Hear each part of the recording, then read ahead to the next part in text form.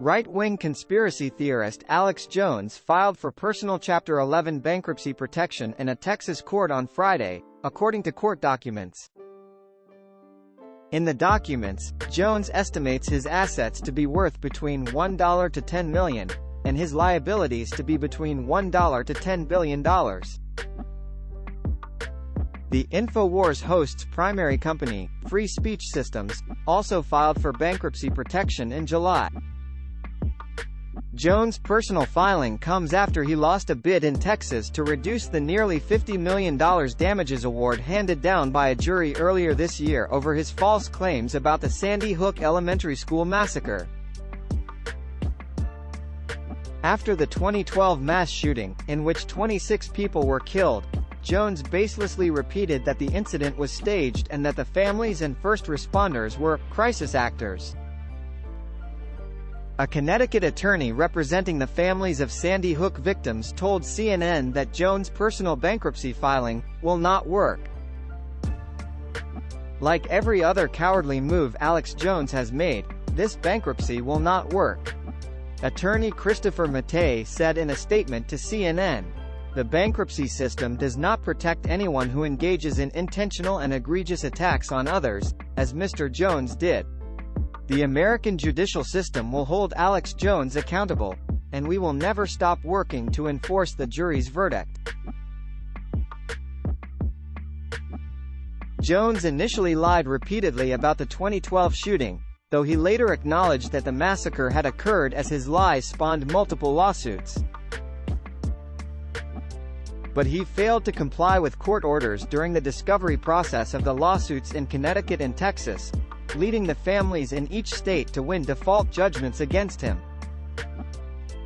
The latest Texas judgment adds to a growing list of rulings and trials racking up costs for Jones, who also owes $1.4 billion in a separate Connecticut case brought by 8 families of Sandy Hook victims and a first responder.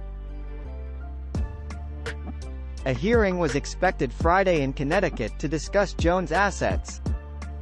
A trial was held in September and October in Connecticut, and the plaintiffs in that lawsuit throughout the trial described in poignant terms how the lies had prompted unrelenting harassment against them and compounded the emotional agony of losing their loved ones. Mattei also tweeted Friday in part, "The jury found Alex Jones liable for intentional attacks on the Sandy Hook families, so he can't discharge his debt to them in bankruptcy court."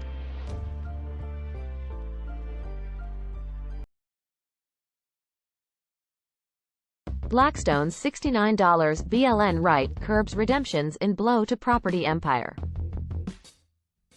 Blackstone Inc. limited withdrawals from its $69 billion unlisted real estate income trust on Thursday after a surge in redemption requests, an unprecedented blow to a franchise that helped it turn into an asset management behemoth. The curbs came because redemptions hit preset limits, rather than Blackstone setting the limits on the day. Nonetheless, they fueled investor concerns about the future of the REIT, which makes up about 17% of Blackstone's earnings. Blackstone shares ended down 7.1% on the news on Thursday.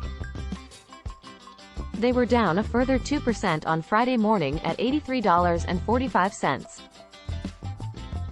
Many investors in the REIT are concerned that Blackstone has been slow to adjust the vehicle's valuation to that of publicly traded REITs that have taken a hit amid rising interest rates, a source close to the fund said. Rising interest rates weigh on real estate values because they make financing properties more expensive. Blackstone has reported a 9.3% year-to-date return for its REIT, net of fees, a contrast to the publicly traded Dow Jones U.S. Select REIT Total Return Index 22.19% decline over the same period. Alex Snyder, a portfolio manager at Center Square Investment Management LLC in Philadelphia, said the arbitrage between the value Blackstone has assigned to its real estate portfolio and the value of publicly traded REITs caught the eye of investors. "People are taking profits at the value Blackstone says their REIT shares are at," said Snyder. A Blackstone spokesperson declined to comment on how the New York-based firm calculates the valuation of its REIT.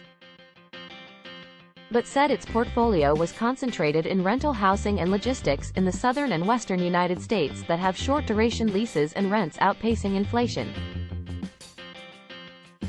The spokesperson added that the REIT relied on a long-term fixed-rate debt structure, making it resilient. "Our business is built on performance, not fund flows, and performance is rock solid," the spokesperson said. The REIT is marketed to wealthy individual investors.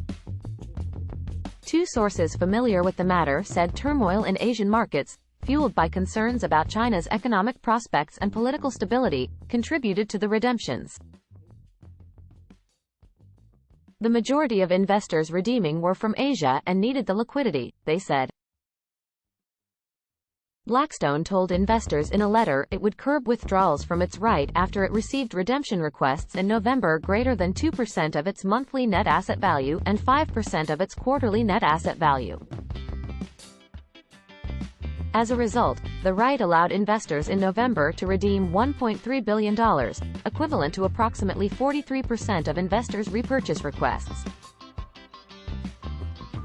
Barclays analysts downgraded their rating of Blackstone stock to equal weight from overweight and cut their price target to $90 from $98 on Friday. They and other analysts said Blackstone's REIT runs the risk of getting caught in a spiral of selling assets to meet redemptions if it cannot regain the trust of its investors.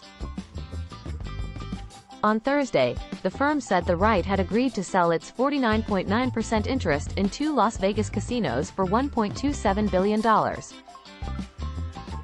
The impact on Blackstone depends on whether the REIT is able to stabilize its net asset value over time, or is forced to enter an extended runoff scenario, with significant asset sales and ongoing redemption backlog. Too early to tell, in our view, BMO Capital Markets analysts wrote in a note.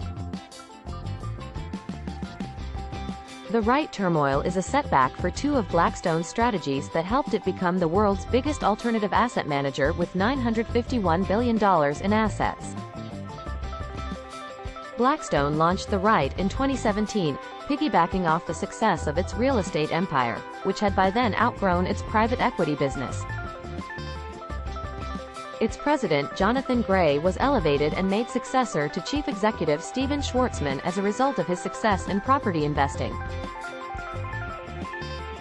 The REIT also represented a bid to win over high net worth investors clamoring for private market products, which they believe perform better than those that are publicly traded.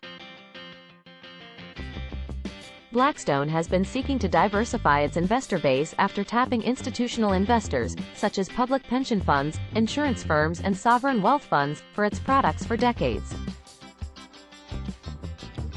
Blackstone managed a total of $236 billion of wealth held by individuals as of the end of September, up 43% year-on-year.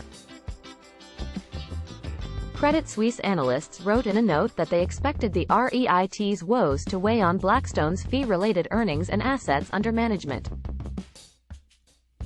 These all will continue put pressure on Blackstone's premium valuation, they wrote. On Blackstone's third-quarter earnings call in October, Gray blamed REIT redemptions on market volatility, which he said had driven away individual investors from active equity and fixed-income funds. He added that the REIT had ample cash reserves to weather pretty much any storm. These cash reserves totaled $2.7 billion as of the end of October, according to its prospectus. Blackstone also said in the prospectus it had access to $9.3 billion in immediate liquidity. It's not a surprise that you would see a deceleration in flows from individual investors when you've had this kind of market decline, Gray said.